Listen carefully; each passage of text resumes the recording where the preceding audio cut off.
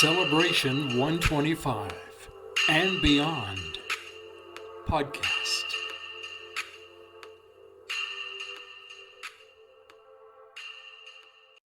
Before we look at this year's Agassiz Fall Fair and Corn Festival, could we go back in time a bit? In the Memories book, Volume 1, which I know a number of people listening have read parts of it anyway. You wrote an excellent story on the annual event. Starting on page 242, there's mention of the first fall fair was in 1901, but the Corn Festival began in 1949. So when did the two events sort of merge? Was it when the Corn Festival joined in 49?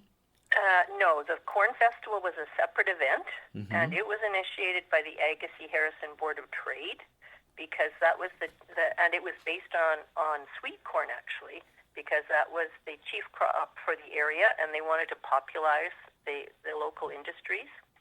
And then it changed because, of course, then forage corn became the more commonly grown corn, and so it was changed to forage corn.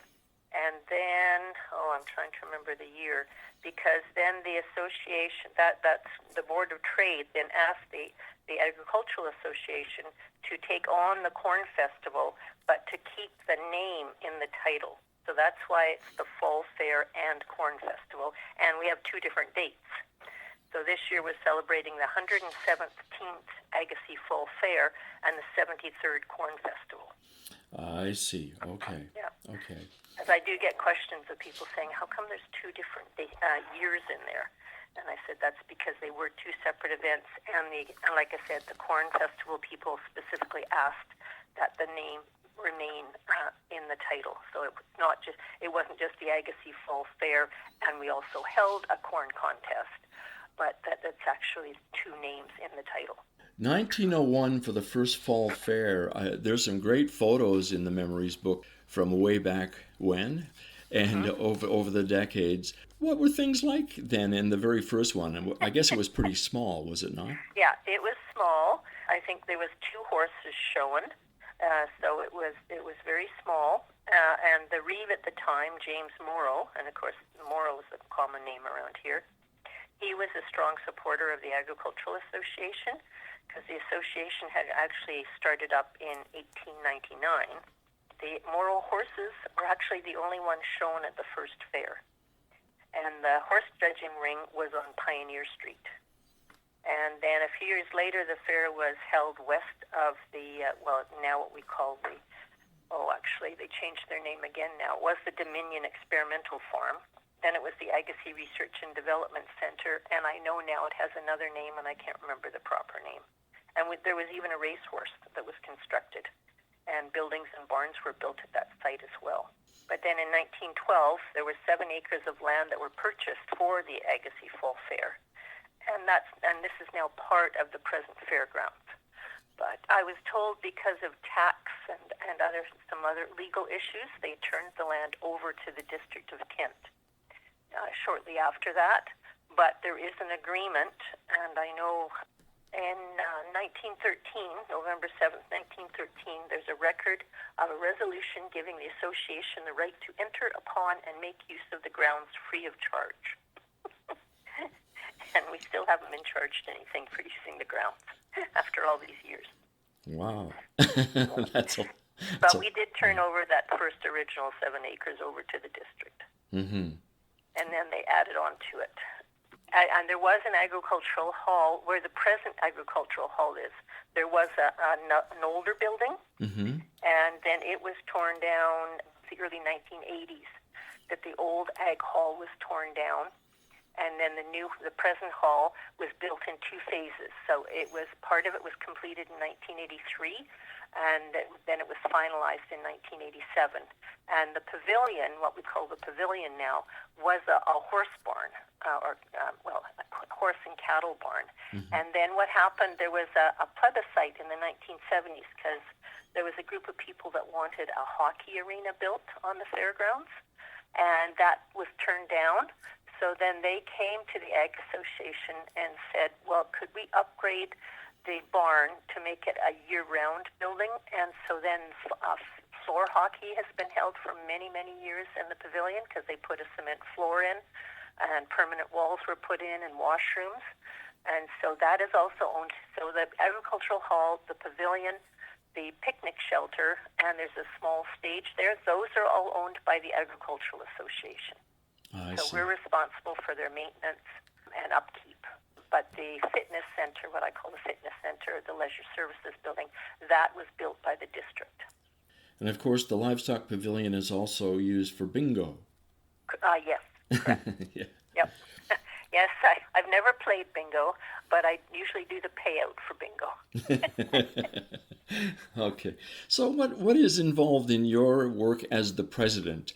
Obviously, you oversee everything. Can you touch on some of what you do? Well, I have to sign a lot of the legal papers. Mm-hmm. That falls to the president. But, I mean, I volunteer wherever. I chair the meetings and set up the agendas. I mean, I have an excellent crew on our director board, and so we share the workload for organizing the fair. But because of the upkeep, like it costs us a lot of money for insurance and upkeep, we have 2 part-time janitors that we pay. So we have costs, of course, during the year. And so we rent out the building for like weddings and meetings and that. And then we also have things like floor hockey, some other activities in the buildings. There's some youth groups as well that come into the buildings. And so it's been used for a variety of things. It's going to be used for the upcoming election, which it's been used for a number of elections as well, the Ag Hall. Mm-hmm. And so we of course, because of our expenses, we have to make sure we have income coming in. I see that exhibits, and I mention this just because it's not all that far away, but September 9 is the deadline for entry if you have an exhibit for the fair? Yes, and this year we're doing something different because we have, several years ago we computerized the entries so that they can all the entries that come in can be punched into a program in the computer, and then it comes out with printing out the tags that we need, and also once the winners are chosen, then that's punched into the computer and it calculates the winnings of the people and everything, so we know how much everybody will get from their prize money, and then they can pick that up at the corn bank on the day of the fair. Mm-hmm. And it was getting to be more and more. We get a lot of entries, and we had one person who was doing that, and she spent a lot of time on it. And so we now have a new person doing it. We just thought, you know what, we've got to spread this out. This really has been too much for that one person to do it, though it was wonderful that she did it. So we're now changing the entries. So the entries used to come in just on Thursday. Mm-hmm. Mainly that was the drop-off day, but now we split it up. So some entries will come in on the Wednesday, on the 15th, and some entries will come in the 16th. So, and the ones that come in on September 15th will be judged either later that day or on the morning of the 16th, and the ones that come in the 16th will then be judged either later that day or Friday morning, and that gives her more time to spread out all the punching in of the data to get all the printouts that we need. I understand the Corn King and Queen competition. Those entries must be in by August 27th. Is that right? Yes, though we don't stick to a hard and fast rule in that. We like to get them in before then because, of course, it depends on the year and how the corn is maturing. Sometimes it has to be judged sooner, but we are a little lenient on that one. We're not lenient on the other ones for the other, but just because the corn can vary in its maturity, we are a bit lenient on that. Interesting. And of course, that's a reference to the field produce, of course. Yes. Yeah. Like I said, the original corn festival was based on sweet corn, but then it changed. Even before it came to the Agricultural Association, it had already changed to forage corn because that became the more commonly grown corn in the area. Excuse my ignorance, but I know what sweet corn is, and I love it. What do you mean when you say forage corn? Well, forage corn is more for animals, so especially around here with the dairy farms, it's being fed to the cows. And it's not as sweet. It's got larger cobs, and it's not harvested like sweet corn is harvested when it's tender. I know a person told me at the research station years ago, when you can just gently push your fingernail, like your thumbnail, into the corn, that's a good sign that it's ready to eat, and it's nicely plumped out. But with forage corn, it's harvested when the corn kernels are actually much firmer, and they'll start to get a dent in them because they're drying up.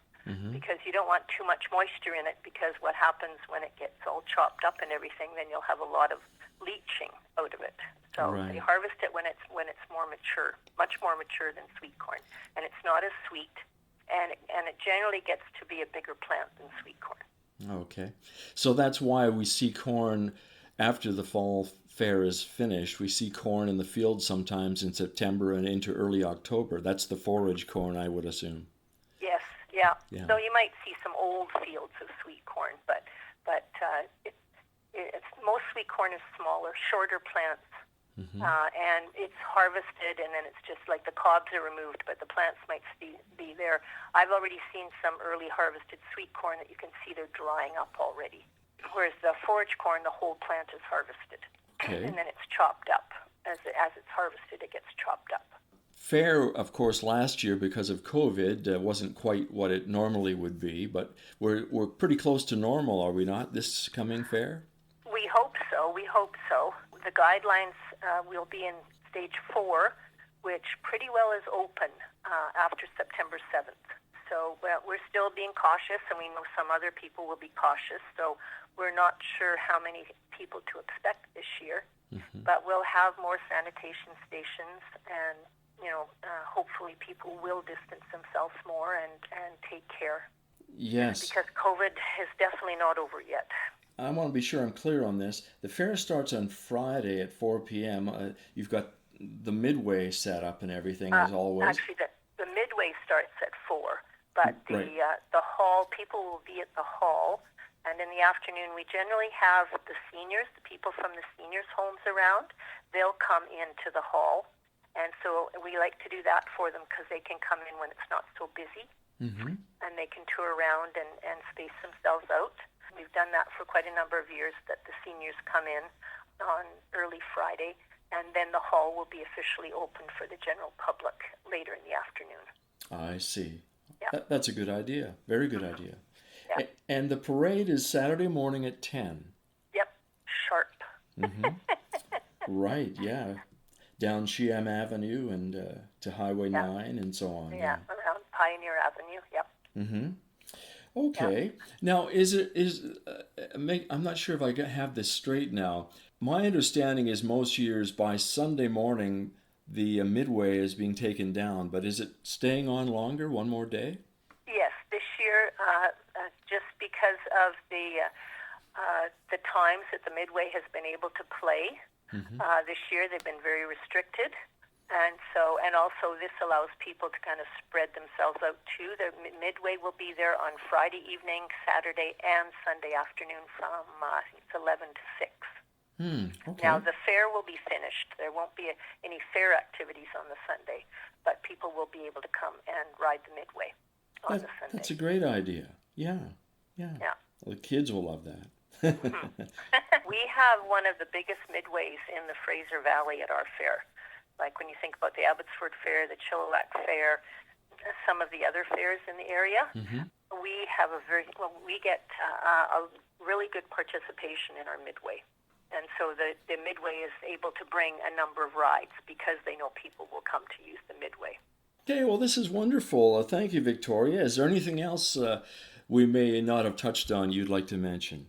Well, I just hope people come and enjoy the fair this year. A little different because of COVID, but we'll still have lots of exhibits, and we'll still have our famous corn and chicken barbecue. We managed to have that still last year, and that was really popular, a drive-through corn and chicken barbecue. But this year you can come and enjoy your chicken and corn in person, and it's always been a time for people to get together to visit. Maybe people they haven't seen since the previous year, so we hope there's lots of visiting going on as they tour around the exhibits and other things that they can see at the fair. And it's always a good 4-H contingent. Yes. And it's always nice to see the young people and what they're doing with their animals or their exhibits. AgassizFallFair.com is where you can go to get Yes. more. Hmm. Yep. Are you still calling for, are you still needing volunteers? Oh, yes. Yep. Yeah, it's getting harder and harder to get volunteers. Mm. I know I did some judging at the Chilliwack Fair, and they said this year was hard to get volunteers. Could people sign up through the website then? Yes, yep, or phone the office. Hmm.